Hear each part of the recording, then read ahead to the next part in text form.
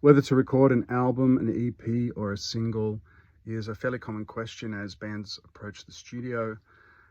The, the common wisdom out there amongst the music industry seems to be not to record long play, to record smaller amounts of songs, but be more constant with that, more regular. So, doing an EP or a single, or even just working on 2-song lots is a good way to go about things.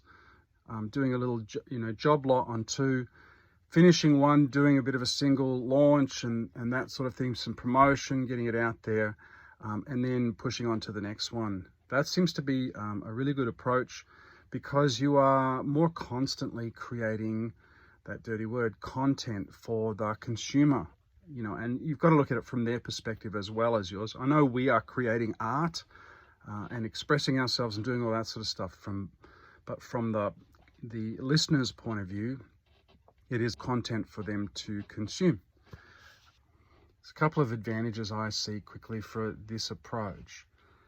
One being, I feel like you should be writing more than you are recording. In that, like for every song that you record, there should have been 2, 3, 5 songs written so that you're choosing the best out of what you're creating, giving yourself champagne problems, hopefully, by writing a whole bunch of really great stuff and then having to pick the best out of that and maybe scheduling some along the way and then writing more so that you've got even better choices for your next lot of releases.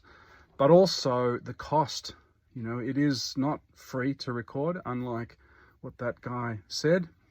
So, spreading the costs out across a period of time and giving yourself budget for promotion, a thing that is often forgotten about. You're not just going to push it out on your socials and do that sort of stuff because that's deliberately limited. They want you to pay for extra exposure and all that sort of stuff. So having some budget for that as well.